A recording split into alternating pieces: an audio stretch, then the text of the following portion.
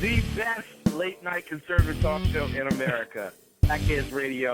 And listen, there are no people better on the air to give you the best in conservative talk than Sack Head Sean and Sack Head Clint. And we're working on the immigration papers for a certain other guy who happens to work here, too. For those who are tuning in around the world to the best in late-night conservative talk, Sack Head Radio. Sack News. Sack News. Radio. Sack News. Sack News. Radio.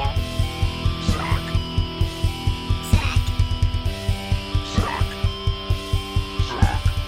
The best late-night conservative talk show in America. In America. Into the silo. And in this web was a large, I'm pretty sure it was the biggest spider I've ever seen. Huge spiders everywhere. That's what we encounter all day long in the Sack Head studio. Hey, it's the 27th of November, 2013. This is the Sack Head's radio show. Making a special guest appearance tonight is Sack Head Clint. Don't look at me like that. You knew I was going to give you a hard time over this, didn't you?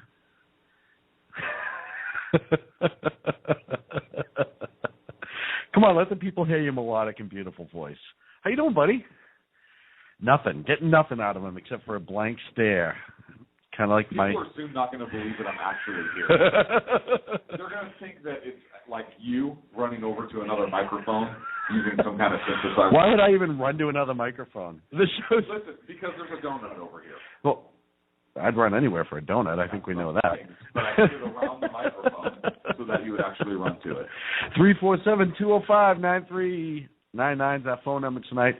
I want to once again thank the amazing Tammy J for sitting in for you last week. We did miss you, but Tammy did a darn good job of filling in the spot. And she does an awesome job no matter what. She's doing. No matter what. We love having Tammy as a friend. We love having her on the show. She's pretty amazing. How was your week? You took a week off? Yes, that's what I was doing. I was completely just taking a week off. I was relaxing. Good. You deserve that. Well, you've been stressed a lot lately. Nice. Everything that's going on in the world of politics and everything, you can tell it's really starting to bother you. I'm glad you could finally get a week to relax. Just a week for you. That's what you needed. I wish I had a week for me. How about an hour? I would take 5 minutes. Listen, don't start with me. I just flew in and I'm punchy.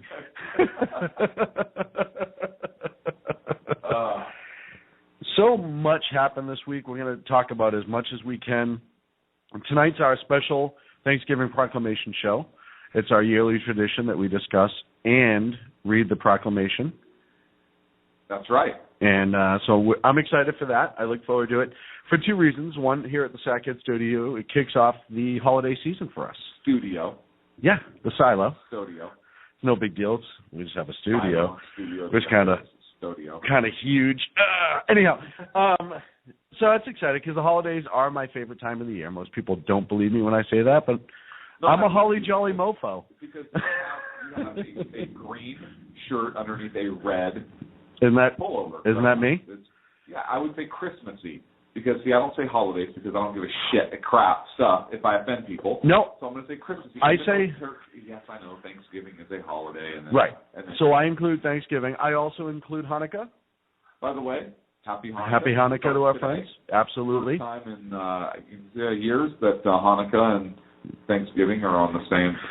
Yeah, what a uber joyous occasion. I read somewhere that it was going to be like 700 years before that happens again. Isn't that amazing? No. I hope I'm around to see it.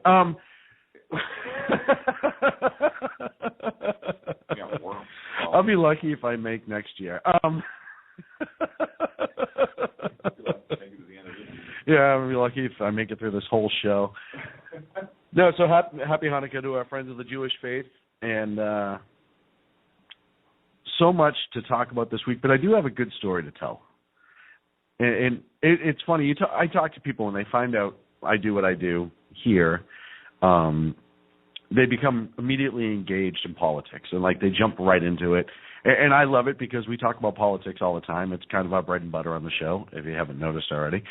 Yeah, so you say bread and butter. I prefer, like, butter and syrup. I'm a waffle kind of guy. But bread and butter works, too. Well, I just meant when I'm having my mashed potatoes. Okay. No, so I was talking to my mailman. I went to pick up the mail, and he was listening to Christmas music on his little iPod. So this sounds like a joke to me. No. Is this going to be like a three-legged dog walked into a bar and said, "Hey, who shot my paw?" Is this like that? I love that joke because it's simplistically stupid and funny all at once. So exactly. So I was talking to Rich tonight. That's on my way here, and I said, "Oh, Christmas music, love listening." Blah blah. He said, "Yeah, I used to love the holidays, but the older I get, the harder it gets." And I was like, "Well, yeah, because you're in the mail service, and this is the type of year you get busy." And he said, "No, I used to love that." He's like, it used to be, and he said he's been on with the Postal Service 25 years or so. He said it used to be, starting now, every time I delivered a package, people were happy to see me. Like that holiday season, like, hey, this is great, like it's coming. You know what I'm saying? And he said, but now, he said, for so many people in this country, every month is a holiday because they're getting a free check. And I was just kind of like blown away by that statement right then and there. He's like, we've become such a gigantic group of just freebie hand-arouters. He's like, half this country, he's like, and not everybody. He said, but I grew up in this town, and where I live used to be a fairly conservative town, and it's going the other way apparently. He said, every house for the holidays would decorate. He said, there'd be people who used to be out caroling. He's like, you go to huge neighborhood parties. He's like, now, he's like, people don't even look at each other. He's like, the yards are a mess. He's like, and the problem is in every single neighborhood, there's that one or two houses that are, he says, I call them handout houses, and I know exactly who they are because I deliver the checks there.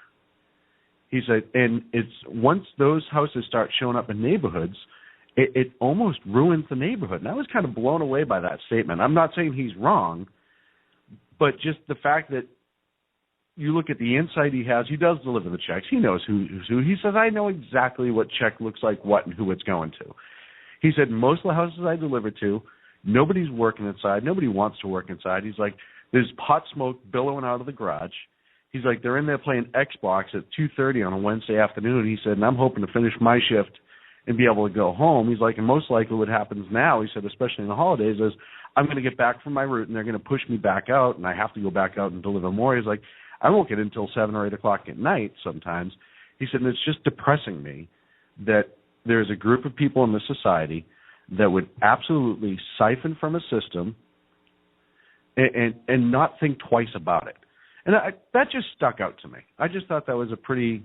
we've talked about that before. We have, and then I mentioned the show and the fact that I talked politics, and it was a conservative show, and he and I talked for like another 15, 20 minutes. Of course, I was late to the studio, but just the insight, we talk all the time about people and how they view things, and it's the different experiences that people have and kind of how they view the world. And the people that don't feel like they have to produce, the people that are the gimme crowd, the grow up crowd, the free check crowd, all that stuff, the 1 in 3 people that are unemployed that don't even want to look for work, when you see it through different sets of eyes, it helps you, A, realize you're not as crazy as you think for always being aggravated by it, but B, what a tremendously wide problem it is. Even when we do the show, we know what we've seen numbers, we read numbers, we do all that stuff. But when you start talking to people that deal with it every single day, it's really alarming at how obvious it is. And we are still ignorant, for the most part of this country, of that part of our society. So I just felt that was a pretty cool conversation to have. Again, it kind of reaffirms that we're not as crazy as everyone likes to think we are on the conservative side of things, and all the flack that we get. Well, he's clearly crazy also. It's kind of like when two crazy people have a conversation. It makes complete sense to them. Well, I even asked him, I said, hey, like the conversation could be, you got a bologna sandwich, and the other one say poo-poo, and like that. Right, and they're high-fiving each other? Right. Was it like that? Pretty much. The left would, like the Huffington Post, would paint that exactly as that's what happened. Well, which would be weird because it's a postal employee, so it's a federal employee-ish, So they would like to support the unionized. Asked him about that. I said, "Oh, well, you work for the Postal Service." But he said, first of all, I have nothing to do with the management of the service. He says, I took this job because it was hard work. He said, when I started, he's like, there was none of this one mailbox in a neighborhood where I just drove up and emptied it. He's like, it's kind of easy now. He's like, I used to walk a route, and he's one of the few mailmen you see nowadays, and I wrote something about this months ago. In the summertime, he wears it. Yeah. I have two guys that do my mail. Both of them are really good guys, but both of them always wear their entire uniform, which how often do you even see that anymore? My postal employee does not wear a uniform. The first time my postal employee was delivering mail and was in a mail truck with no identification on, I actually stopped and I said, Who are you? Who are you? He looked at me like I was the idiot. Right. Did you just rob the mailman? Right. what happened? Yeah, he said, the post guy goes, yeah. I said, this is kind of weird, but you don't look like the mailman to me. Well, and he was like all huffy or whatever. We're all mad because you dare called him out. So draped over the. Well, and that's something, I wrote something about it a couple months ago, how he aggravated me that they could be losing so much money and they can't even wear the uniform that's paid for and given to them. Well, maybe they can't afford the uniform anymore. No, they all have it. Maybe the uniform is what. Both my guys, and this is why I respect them, both the guys that do the mail in my neighborhood, their uniform's neat and pressed. They always have their ID on. They always shut off the truck when they get there instead of just letting it run. And any special package or anything that seems semi-urgent, they always walk up and they always knock on. They don't just throw it on the front porch and walk away. Or they always they always knock on the door, try to hand deliver it, and they'll both hide it. And when I first moved in, they said, he stopped me. He's like, just so you know, at your house, if you have something that's expensive or large or something, this is where I'm going to hide it. And he showed me. Right, it's going to be behind your refrigerator. I'm going to take a couple beers out. It'll be behind there. But if you're missing a couple beers, don't worry. It's an Easter egg hunt. If either one of them came into my house, I'd give them both a beer because they're really good guys and they work hard. But he said, it used to not be like this. He's like, these guys now that they've hired in the last 10 years, he's like, all they do is complain nonstop.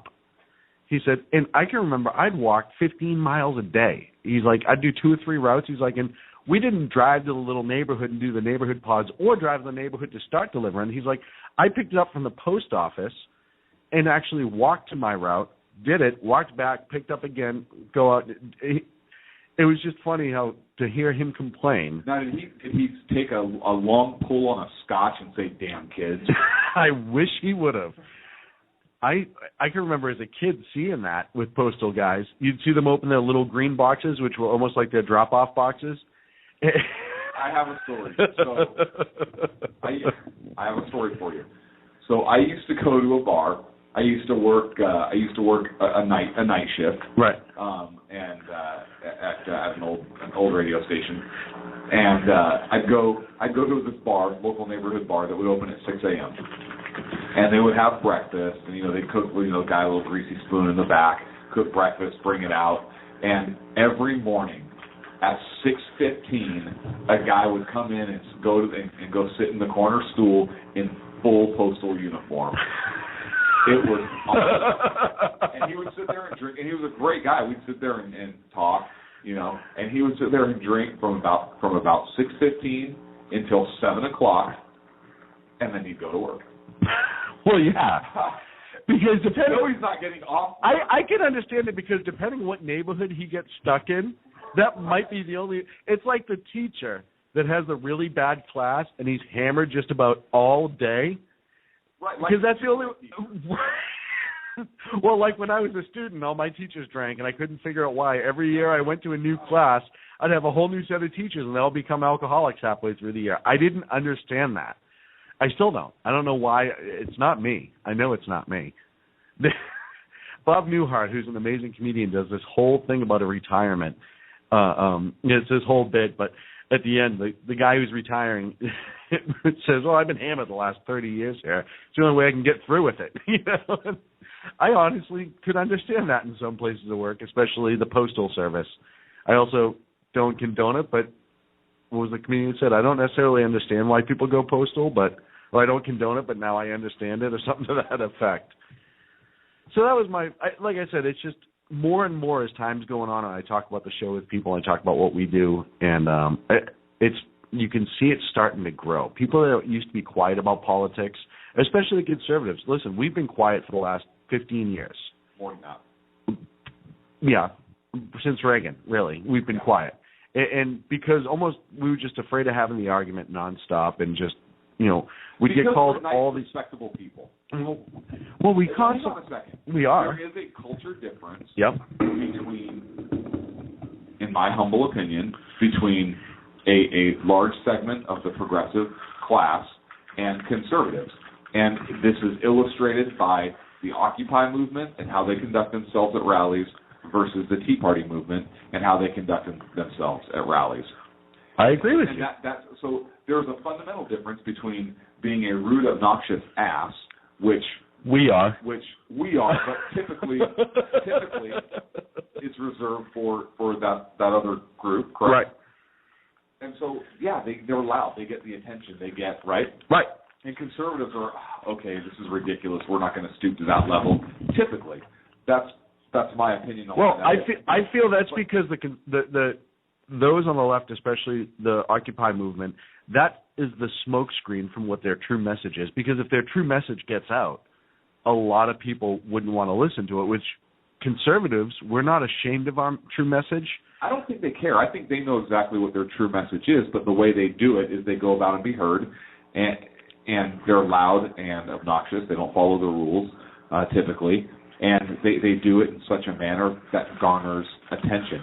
And honestly, I don't think they again, not all of them, but there is that segment in the leftist movement, especially the far left movement, that doesn't care about society or the rules. It's all about achieving their objective. And what's good for them? I saw this quote at an appellate court that I was at last week on my lovely vacation. Thank you for that. But what it says is, and it's a quote of Thomas Jefferson that one of the justices had up outside of a conference room. I loved his show. And it says, no, not George Jefferson. Oh. Thomas Jefferson. Oh, I was going to ask about Wheezy. No. George Jefferson is their love child. But it's... Moving on up. What it says is every difference of opinion is not a difference of principle. And I took a picture of it. And that kind of struck me, and obviously I thought about the show, but I wanted to talk about it, so this kind of segued in perfectly to what you were saying. Back then, there really was kind of some difference of opinions on how we should go about things, but the principle was the same. It was small government. Mm-hmm. It was individual liberty. It was natural law. The principles of the country were the same. It was kind of how we got there, right? And we start seeing the formation of political parties, which Washington warned us about. Today, that's not the case. Right. The Democrats and Republicans, specifically the progressives and the conservatives, they not only have a difference of opinion, it is a fundamental difference of principle. Polar opposites. So that statement that was true... One's a penguin, one's a bear. That statement that was true at our nation's founding no longer holds true. And so I started thinking more about this. And look, if we were able to come together as a nation and form the nation and the Constitution and the governmental system we have, that's when we had people that were on the same page trying to reach a common goal. Mm-hmm. We don't have that anymore. We have very different common goals. We don't have a common goal at all. No, each side has their own. It's not a unified. It's not common. Each side has their own goal. It is not the common goal. Before, each side had a common goal. Right. But, I understand what you're saying. But we don't have that. So, and that got me to think that we're in bigger trouble than I previously thought. I would agree with you. And look, I knew we were in trouble before because of the where we are and the opinions we have today, but I didn't realize we were in that big a trouble. And look, there's going to be a very big power struggle. It's already going on. We already see it. But somebody is going to win, and this country is going to go one way or the other. Yeah, it's coming to a head. So that kind of or it will collapse completely into itself. Well, but again, that could be by design, right? Yes, Pivoting. Absolutely. So overload the system until it collapses in on itself and erect a new one in its place. Weird. So it's almost like Obamacare. So is Obamacare that structure for that new system, which is awesome. It's already working so well. And it's not so just... That's my story I wanted to share with you this week. I think it's great, and I want to share that picture. If you'll send it over to me, I'm going to put it up. I'll put it up on Twitter. Ooh, you're going to text it. You are so savvy. Not a big deal. I can't tweet or whatever, but I agree with you. And you know what's funny is I was having a conversation with a liberal. Why? Oh. Because I like angry discourse. Okay. It's fun sometimes. And we were going down almost that same conversation of, well, we want this and we want that. By the way, I give him credit because as much as I don't agree, at least he calls himself a socialist. He says, I am a socialist. I believe in socialism. Unlike a lot of these progressive and liberal Democrats who try to hide under the name Democrat because if they said socialist, the mass as a whole would kind of fight back against that and say, whoa, we can't have socialism here. And I said that to him. I said, hey, he says, I'm an atheist socialism. And I say, you know what? I don't agree with you, but I appreciate the fact that you will say that. That you're honest about it. Exactly. And we had a good conversation. We didn't agree on a lot of things. We did both agree that Obamacare was a disaster.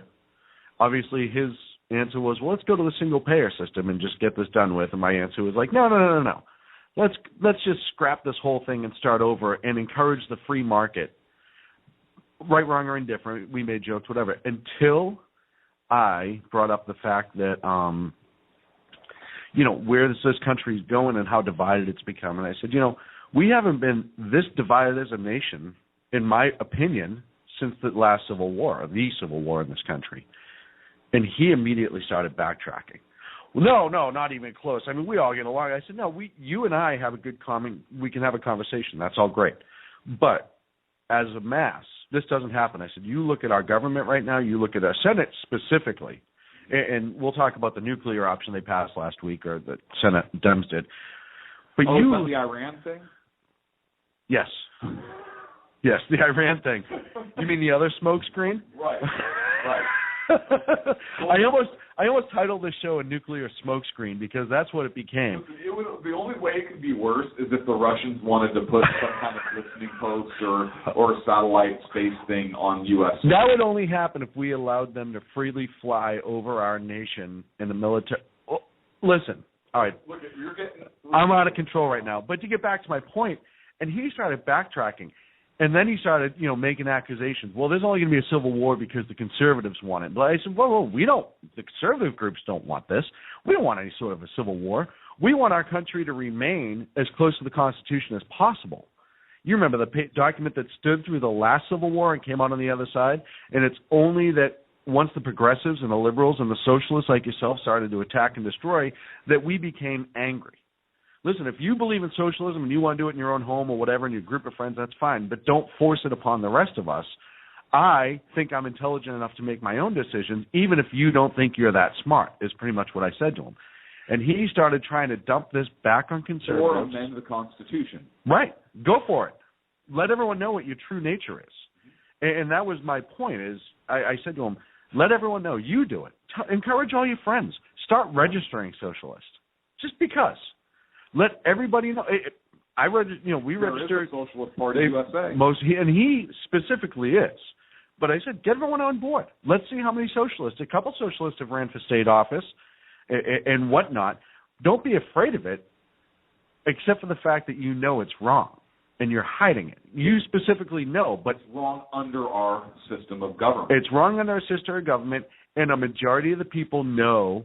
Even the uber liberals that aren't necessarily progressives, old blue dog Democrats, know that socialism is a bad way to go, and they know it's going to fail. We've seen it fail time and again. Name the last time any socialist program has just one. Currently? Well, look at England. England's in a mess right now. England's healthcare system is... In the Revolutionary War, they failed, and in the war... You look at England's healthcare system right now, It's in a hurt. The Canadian healthcare system. Big fail. It's in. Well, yeah, that's Martin Bashir, who's a big fail. Funny. Sucks, apparently. England doesn't suck, but Stonehenge research. You know what I've decided? England. Wait, is that in England? I think England is like the originator of this country's version of white guilt. I think they feel guilty for all the things that happened years and years and years ago that they try to like make it up to everybody at once, kind of like Obamacare, and it failed miserably. And I think but I was reading a thing that their healthcare system is so hurting for money that the quote unquote death panels that Mark Halperin talked about and then pulled back the other day, they have that over there. They have that rationing where they turn around and say, all right, this person's X number of years old. This is their illness. This is how much it's going to cost. They have to. Right. They have to They don't have a choice after a while. I dare Joe Biden to walk up to Queen Elizabeth, slap her on the ass, and say, go ahead, stay off with their head. I get the ultimate dare for... and then walk away and say, that broad's going to do it. That broad's just crazy enough to... World War II hero, really. Oh. She's got to even ask for that, then. Nice ass. A lot of people don't know the Queen was in the military. But, yeah. A lot of people don't know the Queen is the military. Well, yeah. She's pretty powerful, as much as a lot of people don't believe so. I dare Joe Biden to get rid of his federal health care and join Obamacare. That's the ultimate. Go ahead, Joe. That's not as good as mine. It's not as funny as yours. That's the litmus test we're using right now. Oh, your comedy versus mine. I see. All right, here's the litmus test I'm using right now. It's called the mute your microphone test. Let's see how that goes. No, I'm kidding. Why don't we take a break? Because we do have a lot of actual... Why don't you take a break? I'm still going. That's why I'm going to take a break. Okay. It's time to cut you off. No, when we come back, let's talk about Thanksgiving Proclamation. Because I think that's huge. You want to talk about it? Well, you're going to read it. I'm going to read it. And then we'll talk about it. How would I read it? You're the presenter on it. I'm not the presenter. You presented it last year. No, I didn't. Yes, you did. I presented it. We talked about this in pre-production. Oh. No, we didn't. It's like dealing with a ferret for an on-air partner. How dare you to find your keys? I have no idea where they went. 347-205-9399. When we come back, Clint's going to read the Thanksgiving Proclamation. No, I'm not. You know how long that thing is?